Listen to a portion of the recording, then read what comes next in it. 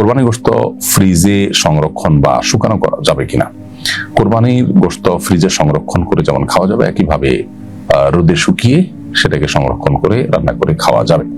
এটি কোনো নাজায়েজ বিষয় নয়। আমাদের সমাজে একসময় মানুষের মধ্যে এটি কুসংস্কার জন্য বিশ্বাস ছিল যে কোরবানির গোশত শুকিয়ে খাওয়া যায় না, ফ্রিজে রাখা যায় না। মূলত দুইটাই করা যাবে। তবে এটা ঠিক যে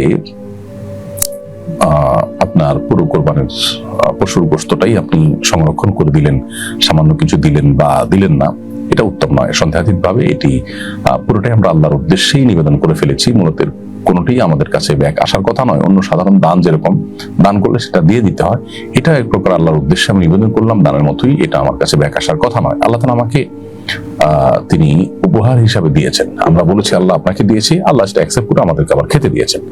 অতএব সেটার সবটুকু না খেয়ে আল্লাহর নির্দেশনা মোতাবেক কিছু খেয়ে কিছু দান করা উত্তম। বাকি যদি কেউ রেখে দেন, রেখে খান, তার কোরবানি হয়ে যাবে।